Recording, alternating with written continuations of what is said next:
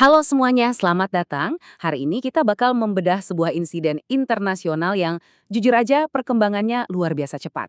Kita akan melihat langsung bagaimana satu peristiwa yang melibatkan Global Samud Flotilla ini bisa menciptakan efek domino yang luar biasa di panggung global. Ibarat melempar batu ke kolam, riaknya kemana-mana. Nah, mari kita bongkar fakta-faktanya sama-sama secara objektif. Oke, ini dia peta jalan kita untuk hari ini. Pertama, kontroversi video tahanan flotila. Kedua, kritik publik Perdana Menteri.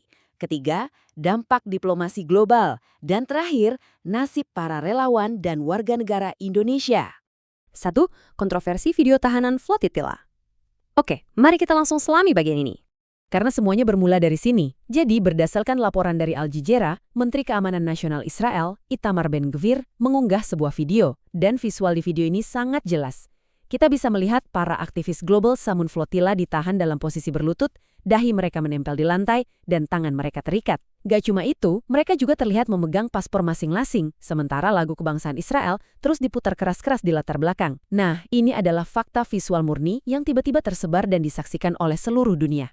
Tapi, coba tebak apa yang benar-benar bikin situasi ini meledak? Keterangan videonya. Ben-Gvir menambahkan satu kalimat pendek, tapi dampaknya luar biasa provokatif. Selamat datang di Israel. Coba bayangkan, pembingkaian inilah gabungan antara visual penahanan yang intens dan caption yang ironis itu yang ibarat menyiram bensin ke api. Ini langsung menjadi katalis utama dan memicu gelombang kemarahan di mana-mana. 2. Kritik publik Perdana Menteri. Dan ini dengan sangat brilian mengilustrasikan betapa cepatnya friksi politik bisa terjadi, bahkan di tingkat tertinggi. Anda mungkin mikir, oh tindakan menteri pasti mewakili seluruh negaranya kan? Ternyata belum tentu. Di satu sisi kita punya Menteri Ben-Gvir dengan tindakan kontroversialnya tadi. Tapi di sisi lain, Perdana Menteri Benjamin Netanyahu justru merespons dengan kritik publik yang sangat tajam. Beliau langsung mengambil langkah cepat untuk menjauhkan diri dari taktik menterinya ini. Mari kita lihat persisnya apa yang dikatakan. Menurut laporan kantor berita AFP, Perdana Menteri Netanyahu secara eksplisit menyatakan, dan saya kutip, cara Menteri Ben-Gvir menangani aktivis flotilla tidak sesuai dengan nilai-nilai dan norma-norma Israel. Jujur, jarang banget loh kita melihat teguran terbuka dan sejelas ini antara elit politik dalam satu kabinet, apalagi di tengah sorotan dunia. Kutipan ini benar-benar mempertegas garis batas antara kebijakan resmi negara dengan aksi individu Ben-Gvir. Lalu apa langkah selanjutnya? Netanyahu nggak cuma ngomong, beliau langsung mengeluarkan instruksi administratif untuk mendeportasi, dalam kata-katanya, para provokator tersebut sesegera mungkin. Langkah kilat ini sepertinya emang sengaja dirancang untuk memadamkan api polemik di kabinet dan tentunya untuk secepat mungkin memindahkan para aktivis internasional itu keluar dari sorotan kamera dan yurisdiksi Israel. 3. Dampak diplomasi global. Nah, mari kita bergeser dan melihat bagaimana masalah ini semakin membesar. Karena riak airnya udah terlanjur menjadi gelombang kemarahan global. Dan kita nggak lagi bicara soal komentar di internet ya.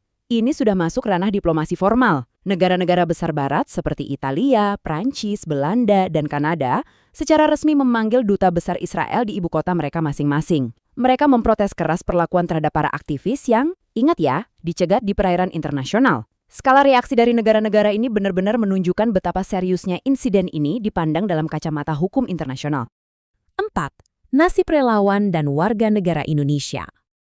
Sekarang, kenapa sih insiden geopolitik di Timur Tengah ini sangat penting buat kita perhatikan? Jawabannya ada pada angka ini, 9. Ya, ada tepat 9 warga negara Indonesia di atas kapal flotilla tersebut. Ini bukan lagi sekedar berita luar negeri yang jauh di mata. Ini menyangkut keselamatan saudara-saudara kita sendiri. Sejak berita ini pecah, Menteri Luar Negeri kita langsung bergerak cepat dan terus memonitor situasi ke-9 WNI ini dengan sangat-sangat ketat. Di tengah situasi yang memanas ini, informasi yang salah bisa menyebar dengan luar biasa cepat. Makanya, penting banget buat kita berpegang pada fakta. Pemerintah Indonesia secara resmi dan tegas mengklarifikasi bahwa insiden ini sama sekali bukan dikategorikan sebagai penculikan atau penyanderaan. Pernyataan resmi ini sangat krusial loh, supaya kita di sini dapat konteks yang akurat dan nggak terbawa spekulasi atau kepanikan yang nggak berdasar. Pemahaman yang akurat itu kunci. Dan serangkaian peristiwa ini membawa kita pada satu pertanyaan besar penutup hari ini. Dari cuma satu unggahan video berdurasi singkat di media sosial, Kita melihat teguran tingkat Perdana Menteri, kemarahan diplomatik 4 negara besar, sampai pemantauan darurat warga negara di ujung dunia lain. Jadi, melihat presiden ini, bagaimana insiden flotila ini akan mempengaruhi dinamika diplomasi internasional dan misi kemanusiaan di masa depan. Ini sungguh sebuah studi kasus nyata yang luar biasa tentang bagaimana aksi satu orang saja bisa memicu gempa diplomatik berskala global. Terima kasih banyak sudah ikut membedah fakta-faktanya hari ini, dan sampai jumpa.